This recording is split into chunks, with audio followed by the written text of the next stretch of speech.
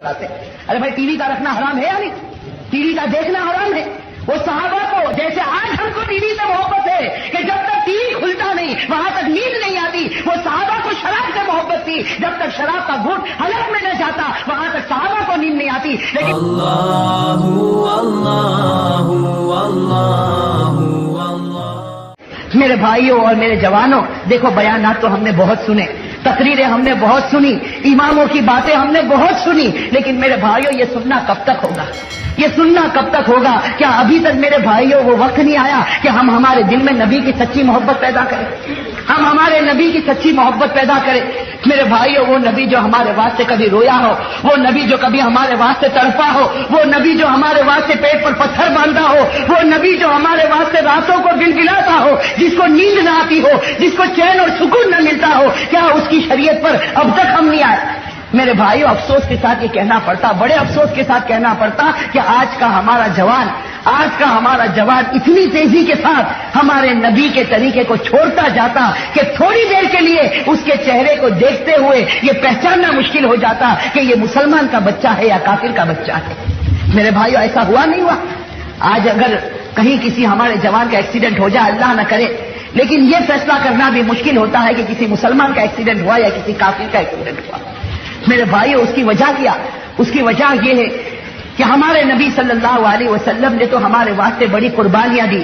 ہمارے نبی صلی اللہ علیہ وسلم تو ہمارے واسطے سب کچھ کر گئے، لیکن میرے بھائیوں جیسے میں اکثر کہتا ہوں کہ ہم نے تو ایک ہاتھ سے تالی بجانا چاہا، اور میرے بھائیوں ایک ہاتھ سے تالی بجتی؟ وہ نبی تو ہمارے واسطے تڑپے، وہ نبی ہمارے واسطے روئے، وہ نبی ہمارے واسطے گڑ گڑائے، اور ہمارا حال یہ ہے کہ جو نبی کا چہرہ وہ چہرہ بھی ہمیں پسند نہ ہے. میرے بھائیوں ہمیں تو ہمارے نبی کا چہرہ بھی پسند نہیں آیا چہرہ پسند. میرے بھائیوں صحابہ کرام کا تو حال یہ تھا کہ نبی کا فرمان آتا اور صحابہ کرام سب کچھ قربان کر دیتے. آپ کو معلوم ہے صحابہ کرام رضوان اللہ تعالی علیہم اجمعین ان کے دلوں کے اندر شراب کی بڑی محبت تھی. بھائی شراب کی محبت تھی اور شروع اسلام میں شراب پینا بھی جائز تھا. شروع اسلام میں شراب پینا جائز تھا. بڑے بڑے صحابہ کرام نے شراب پی، اونٹ کا گوشت بنایا جاتا، اس کے بعد شراب تقسیم ہوتی اور بڑے بڑے صحابہ کرام شراب پیتے. لیکن میرے بھائیوں آپ کو معلوم ہے کہ جب وہ آیت کریمہ اترتی ہے جس میں اللہ تبارک و تعالیٰ فرماتے ہیں یا ایھا الذین آمنوا انما الخمر والمیسر والانصاب والازلام رجس من عمل الشیطان فاجتنبوہ، جب یہ آیت کریمہ اترتی ہے کہ ایمان والو یہ شراب حرام ہو چکی، یہ جوا کھیلنا حرام ہو چکا، یہ شیطانی کام ہے، یہ گندا کام ہے، یہ ناپاک کام ہے، اس سے بچو. میرے بھائیوں یہ آیت کریمہ کا اترنا تھا. اللہ کے رسول نے حضرت علی کو بلایا اور کہا کہ اے علی مدینے کی گلی گلی میں اعلان کرو الا ان الخمر قد حرم، اعلان کرو کہ شراب حرام ہو چکی ہے. میرے بھائیوں روایت کے اندر ہے کہ وہ صحابہ جن کے دلوں کے اندر شراب کی محبت تھی، جو شراب کے دل دادا تھے، شراب کے بغیر ان کو چین نہیں آتا، شراب کے بغیر ان کو اطمینان نہیں ہوتا، لیکن حضرت علی کا اعلان ہوتا ہے کہ شراب حرام ہو چکی ہے، وہی صحابہ کرام سارے مٹکے کے مٹکے شراب کے توڑ دیتے ہیں. اور میرے بھائیوں پورے مدینے میں شراب بہ رہی ہے اور کوئی شراب کی طرف دیکھتا نہیں، اس لیے کہ شراب سے محبت ہے، لیکن شراب سے بڑھ کر نبی سے محبت ہے، شراب سے بڑھ کر خدا سے محبت ہے. اور میرے بھائیوں آج ہم لوگوں کا حال کیا ہے؟ آج ہم لوگوں کو سب کو یہ معلوم ہے، کوئی ایسا نہیں جس کو نہ معلوم ہو. یہاں جتنے بیٹھے ہیں اور ہمارے وہ ہر امتی بھائی جو باہر بیٹھے، سب کو معلوم ہے کہ ہمارے گھر میں ٹی وی کا رکھنا اور ٹی وی کا دیکھنا حرام ہے. میرے بھائیوں معلوم ہے یا نہیں معلوم؟ میرے بھائیوں معلوم ہے یا نہیں معلوم؟ آپ سورت والے تو بڑے خاموش نظر آتے ہیں. امام صاحب کیا بات ہے، سب بالکل خاموش نظر آتے ہیں. ارے بھائی ٹی وی کا رکھنا حرام ہے یا نہیں؟ ٹی وی کا دیکھنا حرام ہے. وہ صحابہ کو جیسے آج ہم کو ٹی وی سے محبت ہے کہ جب تک ٹی وی کھلتا نہیں وہاں تک نیند نہیں آتی، وہ صحابہ کو شراب سے محبت تھی. جب تک شراب کا گھونٹ حلق میں نہ جاتا وہاں تک صحابہ کو نیند نہیں آتی. لیکن شراب سے محبت تھی، نبی کی محبت اس سے زیادہ تھی، لیکن آج نبی کی محبت کم، ٹی وی کی محبت زیادہ ہو گئی. میرے بھائیوں ہے کوئی مائکلال جو جا کر گھر میں ٹی وی کو توڑ دے؟ ہے کوئی مائکلال جو گھر میں، وہ صحابہ کرام نے تو شراب کے مٹکے توڑ دیے، لیکن یہاں تو سب سے پہلا معاملہ ہوگا کہ بھائی ہوم منسٹر سے اجازت لینی پڑے گی. پھر میرے جوان بچے ہو گئے، اگر میں ٹی وی نکالوں گا گھر میں تو میرے جوان بچے نہیں مانتے. بھائی یہی بات ہوتی نا. تو بازوں کو کہو کہ بھائی ٹی وی نکال لے، کیا تو سب بات برابر ہے، ٹی وی حرام ہے ہم سب جانتے ہیں، لیکن اب ٹی وی نکال لیں گے تو اڑوس پڑوس والے بھی مذاق اڑائیں گے کہ اس کے گھر میں ٹی وی بھی نہیں ہے. ہمارا ماحول خراب ہو جائے گا، ہماری ویلیو سماج میں گٹ جائے گی. میرے بھائیوں، حضرت تھانوی علیہ رحمہ کے پاس ایک مسئلہ آیا تھا. حکیم الامت بڑے درجے کے شخص تھے جنہوں نے 1500 کتابیں لکھی. حضرت تھانوی علیہ رحمہ کے پاس ایک شخص آئے. دیکھو بڑا قیمتی مسئلہ ہے. حضرت حکیم الامت مولانا اشرف علی تھانوی رحمت اللہ علیہ کے پاس، اللہ ان کی قبر کو نور سے بھرے، ایک شخص آئے اور آ کر کہنے لگے کہ حضرت آپ نے ایک مرتبہ داڑھی کے اوپر تقریر کی، اس کے بعد میں نے چہرے پر داڑھی رکھی. وہ صاحب آ کر کہہ رہے، دیہات کے رہنے والے کہنے لگے کہ حضرت جی آپ نے جب سے داڑھی کے اوپر تقریر کی میں نے داڑھی رکھی، لیکن داڑھی رکھنے کے بعد ایک عجیب و غریب ماحول بن گیا. گھر جاتا ہوں تو گھر والے مذاق اڑاتے، پڑوس میں جاتا ہوں تو وہ لوگ مذاق اڑاتے، بازار میں جاتا ہوں بازار والے مذاق اڑاتے، اور شہر میں نکلتا شہر والے مذاق اڑاتے. مطلب ہے کہ جو ملتا وہ میری مذاق اڑاتا. اب وہ بیچارے دیہاتی کہنے لگے حضرت آپ کے کہنے پر داڑھی رکھی تھی، آپ کہو تو ابھی داڑھی نکال دو، آپ کہو تو ابھی داڑھی نکال لو. میرے بھائی حضرت تھانوی علیہ رحمہ حکیم الامت تھے. کتنا پیارا جواب دیا کہ کہا کہ اے شخص اگر تیرے گھر والے ہنستے ہنسنے دے، اگر تیرے محلے والے ہنستے ہنسنے دے، اگر شہر والے ہنستے ہنسنے دے، جو تیری داڑھی پر ہنستا ہنس لینے دے. انشاءاللہ قیامت کے میدان میں تجھے رونا نہیں پڑے گا.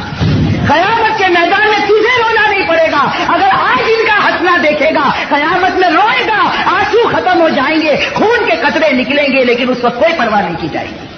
میرے بھائی آج ہم بھی سوچے کہ ٹی وی ہم نے گھر میں لا کر رکھا، اور وہ بھی بہت قیمتی، اور وہ بھی کلرنگ ٹی وی، اور ساتھ میں ویڈیو کا مشین، یہ سب کچھ ہمارے گھر میں. لیکن میرے بھائیو تھوڑی دیر کے لیے بتاؤ، اگر موت کا وقت آ گیا اور ہم مر گئے، قبر میں پہنچ گئے، ہمارے یہ رشتہ دار جو ٹی وی دیکھتے رہیں گے، کل قبر میں ہم سے پوچھا جائے گا کہ تیرے مال سے جو حرام کام ہوا تھا آج وہ تیرے گھر میں ہوتا ہے. میرے بھائیو وہ عذاب قبر کیسے برداشت ہوگا؟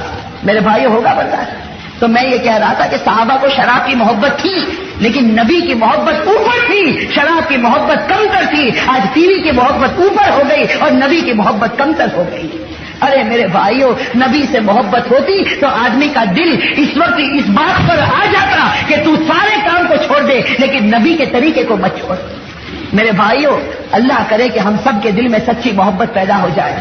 تو میں یہ کہہ رہا تھا کہ وہ صحابہ کرام جب وہ آیت کریمہ نازل ہوتی ہے کہ شراب حرام ہو چکی، اور حضرت علی اعلان کرتے ہیں الا ان الخمر قد حرم، حضرت علی اعلان کرتے ہیں کہ لوگوں سن لو، میرے نبی نے فرمایا کہ شراب حرام ہو چکی. پورے مدینے میں شراب کے مٹکے توڑے جاتے اور پورے مدینے میں شراب بہتی ہے. بلکہ روایت میں لکھا ہے کہ ایک صحابی جن کا کاروبار شراب کا تھا، جن کی تجارت شراب کی تھی، وہ صحابی بیچارے کہیں دور سے ملک شام سے آ رہے، ان کے پاس 10 اونٹ ہے اور ہر اونٹ کے اوپر بڑے بڑے 10 مٹکے شراب کے رکھے. اب میرے بھائیو سوچو وہ صحابی کے کتنے بڑے بڑے ارمان ہوں گے. ملک کے شام سے آئے، اور اس زمانے کا سفر کیسا ہوتا؟ اس زمانے کا سفر آج کی طرح تھوڑی ہوتا کہ آج تو جانے سے پہلے ریٹرن بکنگ مل جاتی ہے. آج تو جانے سے پہلے معلوم ہوتا کہ کون سی تاریخ کو یہ صاحب واپس آئیں گے. اور اس زمانے میں سفر یہ ہوتا کہ جب کوئی سفر شروع کرتا تو سب سے پہلے وصیت نامہ لکھتا. اس زمانے کا رواج تھا جب کوئی آدمی سفر شروع کرتا پہلے وصیت نامہ لکھتا، اپنے گھر والوں کو دیتا. معلوم نہیں کہ سفر سے واپس آئے گا راستے میں ختم ہو جائے گا. اب وہ صحابی نہ جانے کتنے سال پہلے عرب سے نکلے، مدینے سے نکلے اور ملک شام پہنچے. وہاں جا کر شراب خریدی، اس لیے کہ ملک شام کی شراب سب سے اچھی سمجھی جاتی تھی. تو وہاں سے شراب خریدی، اور شراب خریدنے کے بعد کتنے سالوں کا سفر کر کے مدینے کی باؤنڈری پر پہنچے. سوچو کتنے ارمان لے کر آئے ہوں گے. ایک بزنس مین، ایک کاروبار والا آدمی سمجھ سکتا ہے کہ جب وہ مال لگاتا ہے تو نیند کی گولی کھانی پڑتی، نیند آتی نہیں جب تک کہ پروفٹ اس کے ہاتھ میں نہ آ جائے. میرے بھائیوں، وہ صحابی نے بھی اپنا پورا سرمایہ لگایا، اپنی پوری جائیداد لگا دی اور شراب خرید کر آئے اور مدینے کی باؤنڈری پر پہنچے. مدینے کی باؤنڈری پر پہنچتے ہیں حضرت علی کی آواز کان میں آتی ہے الا ان الخمر قد حرم، کہ شراب حرام ہو چکی ہے. میرے بھائی، وہ صحابی اپنے اونٹوں کو دیکھتے ہیں، کبھی حضرت علی کی بات کو سنتے ہیں کہ کیا کروں، 10 اونٹ میرے پاس ہے اور ہر اونٹ کے اوپر 10 مٹکے ہیں اور ملک شام سے آئے ہیں. کتنے روز پہلے اپنی بیوی کو چھوڑا ہوگا، کتنے روز پہلے اپنے معصوم بچوں کو چھوڑا ہوگا. آج یہ باپ اپنے معصوم بچوں سے ملنے جا رہا، آج یہ شوہر اپنی بچھڑی ہوئی بیوی سے ملنے جا رہا. نہ جانے کتنے ارمان لے کر اور کتنے نفع کو سوچ کر جا رہا، لیکن مدینے मदीने की बाउंड्री पर पहुंचता है तो कान में आवाज आती है कि शराब हराम हो गई। वो सहाबी गर्दन झुका देते हैं और सोचते हैं क्या करूं, बस दिमाग में ख्याल आता, दौड़ते दौड़ते हमारे नबी के पास आते। इसी तरह अभी तो बाल भी बराबर नहीं, कपड़े भी बराबर नहीं, पूरे बदन पर पसीना है, हमारे नबी के पास आकर बैठ जाते। मेरे भाइयों, वो सहाबी कैसे प्यारे थे, कैसे अल्लाह के रसूल को चाहने वाले थे। हमारे नबी के करीब आकर बैठ जाते और कहते कि अल्लाह के रसूल, अभी हमने सुना कि शराब हराम हो गई। वो सहाबी कहते कि अल्लाह के रसूल, मैं आपको गवाह बनाता हूँ, खुदा की कसम मैं कभी शराब का एक घूंट भी नहीं पीऊंगा, लेकिन अल्लाह के रसूल मैं 10 मटके लेकर आया हूँ, मैं 10 ऊंट लेकर आया हूँ, हर ऊंट के ऊपर 10 मटके हैं, मेरा बड़ा कारोबार है, बड़ा धंधा है, बड़ा नफा है। ए अल्लाह के रसूल, इतना बताओ, मैं शराब पीऊंगा नहीं, लेकिन इजाजत हो तो उसको बेच दूं, इजाजत हो तो उसको बेच दूं। मेरे भाइयों, हमारे नबी फरमाते मा हुर्रिमा शुर्बुहा हुर्रिमा बैउहा। ए सहाबी, कान खोल कर सुन ले, जिसका पीना हराम है उसका बेचना भी हराम है, जिसका पीना हराम उसका बेचना भी हराम। मेरे भाइयों, वो सहाबी उठ जाते, बस नबी ने इतना कहा, उठते और अपने हाथों से सब शराब के मटके तोड़ देते हैं,